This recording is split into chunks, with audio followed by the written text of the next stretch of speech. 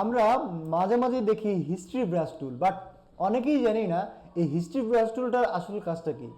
আর এই কাজটা সম্পর্কে যদি আপনি ভালোভাবে জানেন তাহলে এইটার কিন্তু আপনি ফ্যান হয়ে যাবেন। তা কথা না বাড়িয়ে চলুন শুরু করা যাক।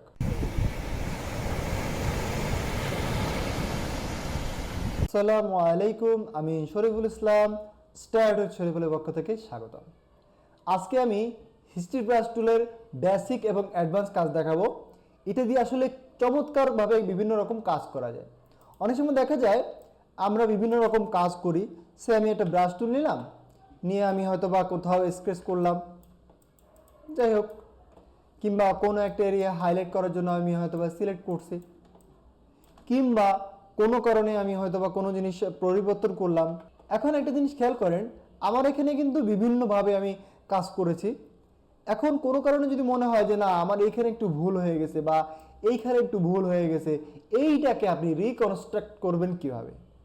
নর্মালি সকল কাজ কন্ট্রোল জেড জেড দিয়ে দিয়ে দিয়ে দিয়ে আপনি আগের অবস্থানে যাবেন যতক্ষণ না পর্যন্ত আপনার সেই পজিশনে আসে। এইটার জন্য আপনার যে কাজটা করতে হবে সেটা হচ্ছে কি, যখন আপনার একটা কাজ কমপ্লিট হয়ে যাবে, কমপ্লিট হয়ে যাওয়ার পরে এই কাজটা আপনি যদি চান যে না একটু ঠিক করতে হবে, সেই ক্ষেত্রে আপনার কিন্তু হিস্ট্রি ব্রাশ টুলটা কাজে দিবে। কেননা আপনার এইটার যদি কন্ট্রোল জেড দেন, আপনি যে আধা ঘন্টা বা 1 ঘন্টা সময় ব্যয় করে বিভিন্ন রকম কাজ করলেন, এই সম্পূর্ণ কাজটা কিন্তু চলে যাবে। এখন সলিউশন কি? সলিউশন একটাই, হিস্ট্রি ব্রাশ টুলে যাব, যাওয়ার পরে সে আমার এখানে একটু ঠিক করতে হবে, আমি একটু ঠিক করে নিচ্ছি। তাহলে এই ঠিক করার জন্য এখানে কি লেখা আছে? হিস্ট্রি ব্রাশ টুল, শর্টকাট কি হচ্ছে ওয়াই। আমি ব্রাশটা একটু ছোটো করতেছি, করে আমি ড্র্যাগ করলাম। দেখেন মনে হচ্ছে যে ইরেজ হতেছে, আসলে কিন্তু ইরেজ না, আমার লেয়ার আছে, খেয়াল করেন একটাই। আমি যদি একটু দেখানোর চেষ্টা করি ইরেজার টুল, এবং এখানে যদি ইরেজ করি, দেখেন কালো কালার আসছে, কারণ আমার ব্যাকগ্রাউন্ড কালার কি আছে? কালো আছে। আমি যদি অন্য একটা কালারও এখানে অ্যাপ্লাই করি, তাহলে দেখবেন ওই ব্যাকগ্রাউন্ড কালারটা আসতেছে। তার মানে আমরা একটা জিনিস বুঝতে পারলাম, হিস্ট্রি ব্রাশ টুল মানে ইরেজ করা না। হিস্ট্রি ব্রাশ টুল মানে হচ্ছে আগের যে পজিশনে ছিল সেটা ফিরে আনা স্পেসিফিক প্লেসে। এখন তাহলে কি করলাম, আমরা হিস্ট্রি ব্রাশ টুলে যাব, যাওয়ার পরে আমার যতটুকু এরিয়া আমার কাজ দরকার নাই সেখানে আমি জাস্ট ড্র্যাগ করব। ড্র্যাগ করলে মনে হবে যে আপনি ইরেজ করতেছেন। এখন আসতে পারে স্যার এরকম যদি না করে আমি কোনো একটা কাজ করছি, এটা যদি ইরেজ করতে চাই, অবভিয়াসলি আপনি চাইলে একদম সুন্দরভাবে এখান থেকেও ইরেজ করতে পারবেন। মানে কন্ট্রোল জেড দেওয়া ছাড়া যদি আগের অবস্থানে স্পেসিফিক এরিয়াতে কাজ করতে চান, সেক্ষেত্রে আপনার হিস্ট্রি ব্রাশ টুলটা খুবই কাজে। এরপরে আসি, এইটা কখন কাজ করবে, ভালো কাজ করবে আর কখন কাজ করবে না, সেটার একটা ফ্যাক্টর আছে। মনে করি আমি এখানে আছি সিলেটে, আমি চলে যাব কক্সবাজার, কিংবা কক্সবাজার রেলে যেতে পারি, কিংবা আমি যে কোনো পাহাড়ে অন্য কোনো জায়গায় যাব। তার জন্য আমরা সবাই জানি প্রথমত আমাদের অবজেক্টটা সিলেক্ট করতে হবে, অবজেক্ট সিলেকশন। যে কোনো টুল দিয়ে আপনি প্রথমত অবজেক্টটা সিলেক্ট করে নেবেন।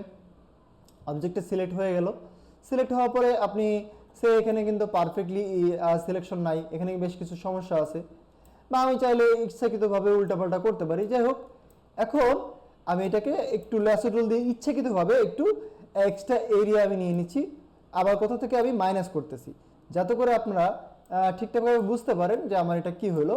এখন আমি কন্ট্রোল সি কপি, আমি চলে যাচ্ছি কক্সবাজার, আমরা কন্ট্রোল ভি দিলাম। কন্ট্রোল ভি দিলে দেখেন আমার এইখানে এক্সট্রা কিছু এরিয়া চলে আসছে, আবার এইখানে এক্সট্রা কিছু এরিয়া রিমুভ হয়ে গেছে। এখন হয়তো বুঝতে পারেন যে না আমি এখানে ইরেজার টুল ব্যবহার করব, তাহলে আমার কাজটা হয়ে যাবে। সবসময় যে ইরেজার টুল ব্যবহার করলে কাজ হবে এরকমটা না।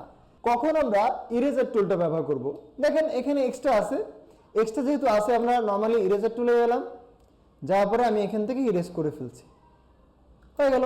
কিন্তু মনে ভুলে তো এক্সট্রা ইরেজ হয়ে গেছে, সেটা যদি খেয়াল না করেন সেটা কি করবেন? এখন খেয়াল করুন আর না করেন, আমার এখানে তো এই জিনিসটা আমার কানের এখানে সমস্যা আছে, সেই ক্ষেত্রে আমি কি করব? দেখেন আমি যদি এখন যাই হিস্ট্রি ব্রাশ টুলে যাই এবং এখানে ড্র্যাগ করার চেষ্টা করি, এটা উল্টা আরও বেশি বেশি ইরেজ হয়ে যাবে। কেননা আমার এটা র ইমেজটা ছিল পিছনে ব্যাকগ্রাউন্ডটা, আপনি যতই কপি করেন না কেন, যতই বিভিন্ন রকম এলিমেন্টস আনেন না কেন, সেটা কিন্তু আগেরটাই শো করবে। সো সবসময় আপনারা যদি কোনো একটা ইমেজ বা কোনো কিছু সুন্দরভাবে সিলেক্ট করতে পারেন, সেইখান থেকেই কন্ট্রোল জে দিয়ে নেবেন, খেয়াল করবেন কন্ট্রোল জে দিয়ে দেন আপনি দেখবেন যে কোথায় কোথায় প্রবলেম আছে, যেখানে যেখানে প্রবলেম আছে এখন আপনি চাইলে এখানে আমার এখানে সমস্যা আছে, আমি ওয়াই দিচ্ছি হিস্ট্রি ব্রাশ টুল আনার জন্য, হালকা করে আপনি ড্র্যাগ করলেন, দেখেন ড্র্যাগ করলে আপনার যে এরিয়াটা দরকার ছিল সেটা কিন্তু চলে আসবে। এখন এখানে কিছু ফ্যাক্টর আছে, আপনি কোন ধরনের ব্রাশ ব্যবহার করবেন, আপনি সফট রাউন্ড ব্রাশ ব্যবহার করতে পারেন, হার্ড করতে পারেন। হার্ড করলে কি হবে যে আপনার এরিয়াটা বেশি হার্ড আকারে বা হালকা আকারে আসবে। দেখেন আমি সফট নিয়েছিলাম, এখানে কিন্তু পিক্সেলটা হালকা হালকা শো করতেছে, বাট যখনই আপনি হার্ড নেবেন তখন কিন্তু পিক্সেল এতটা এইটার মতো না।